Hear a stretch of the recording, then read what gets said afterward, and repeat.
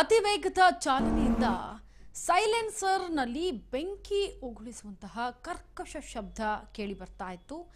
Bengaluru airport ರಸ್ತೆಯಲ್ಲಿ ಕಾರಿನಲ್ಲಿ ಪುಂಡಾಟವನ್ನ ಮೆರೆದಿರೋದು. ಲ್ಯಾಂಬೋರ್ಗಿನಿಯಲ್ಲಿ ಅತಿ ವೇಗವಾದಂತಹ ಡ್ರೈವಿಂಗ್ ವಿಡಿಯೋ ಸದ್ಯ ವೈರಲ್ ಆಗಿದೆ. KA 05 NA 0009 ನಂಬರ್ನ ಲ್ಯಾಂಬೋರ್ಗಿನಿ ಕಾರು.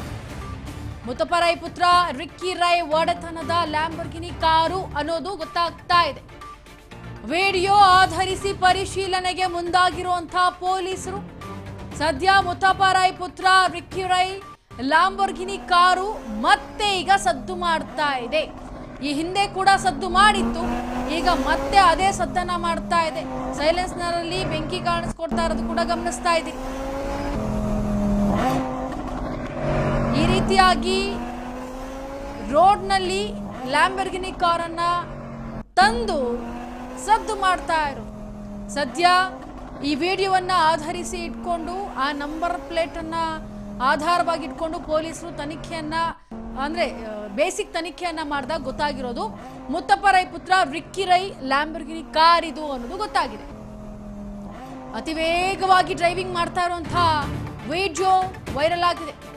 ವಿಡಿಯೋ ಆಧರಿಸಿ ಪರಿಶೀಲನೆಗೆ ಮುಂದಾಗಿರುವಂತಹ ಪೊಲೀಸರು ಮೊದಲಿಗೆ ಕೇಸ್ ದಾಖಲಿಸಿ ನಂತರ ತನಿಖೆಯನ್ನ ನಡೆಸಲಿರುವಂತಹ ಪೊಲೀಸರು ಯಾವಾಗ ಕಾರು ಓಡಿಸಿರೋದು, ಕಾರ್ನಲ್ಲಿ ಯಾರಿದ್ರು, ಕಾರ್ ಡ್ರೈವರ್ ಮಾಡಿದವರು ಯಾರು,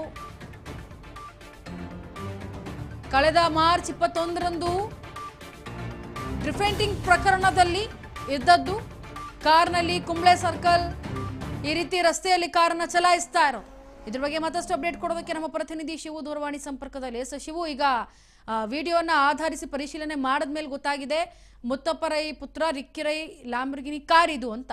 ಯಾರು ಡ್ರೈವ್ ಮಾಡ್ತಾ ಇದ್ರು, ಯಾರಿದ್ರು ಒಳಗೆ, ಏನಿದು ಕತೆ, ಅಪ್ಡೇಟ್ ಕೊಡಿ.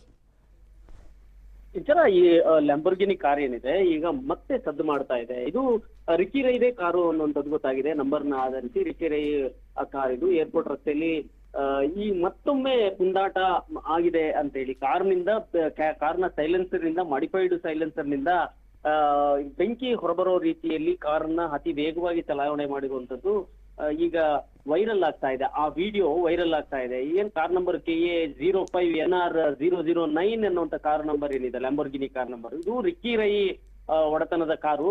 ಈ ಹಿಂದೆ ಕೂಡ ಈ ಕಾರ್ ಮೇಲೆ ಕೇಸ್ ಆಗಿತ್ತು. ಕುಂಬ್ಳೆ ಸರ್ಕಲ್ ನಲ್ಲಿ ಏನು ಮಾರ್ಚ್ 21ನೇ ತಾರೀಕು ಕಾರ್ನ ಡ್ರಿಫ್ಟಿಂಗ್ ಮಾಡಿದ್ದಾರೆ. ಆ ಡ್ರಿಫ್ಟಿಂಗ್ ಸಂಚಾರಿ ನಿಯಮಗಳ ಉಲ್ಲಂಘನೆ ಆಗಿರ್ತದೆ. ಆ ಸಂದರ್ಭದಲ್ಲಿ ಅವರು ಆ ಮೇಲೆ ಕೇಸನ್ನು ಕೂಡ ಹಾಕೊಂಡು ನಂತರ ಕೋರ್ಟ್ ನಲ್ಲಿ ಫೈನ್ ಕಟ್ಟಿರ್ತಾರೆ.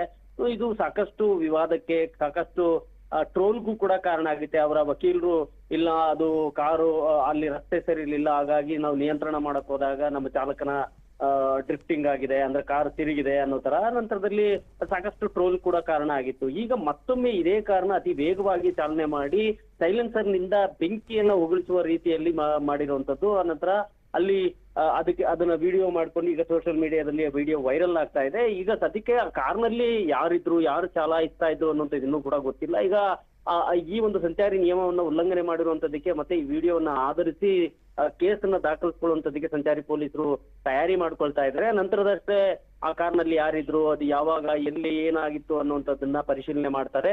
ಸದ್ಯಕ್ಕೆ ಈಗ ಆ ಕಾರ್ನ ನಂಬರ್ನ ಆಧರಿಸಿ ಕಾರು ರಿಕ್ಕಿ ರೈ ಅವ್ರದೇನೆ, ಅಂದ್ರೆ ಮುತ್ತಪ್ಪರೈ ಅವರ ಮಗ ರಿಕ್ಕಿ ರೈ ಅವ್ರದೇನೆ ಅನ್ನುವಂಥದ್ದು ಗೊತ್ತಾಗಿದೆ. ಹಾಗಾಗಿ ಈಗ ಪರಿಶೀಲನೆಗೆ ಮುಂದಾಗಿರುವಂತಕ್ಕಂಥದ್ದು ಸಂಚಾರಿ ಪೊಲೀಸರು. ಇಂತರ Shivu, thank you so much ನಿಮ್ಮೆಲ್ಲ ಡೀಟೇಲ್ಸ್ಗಾಗಿ.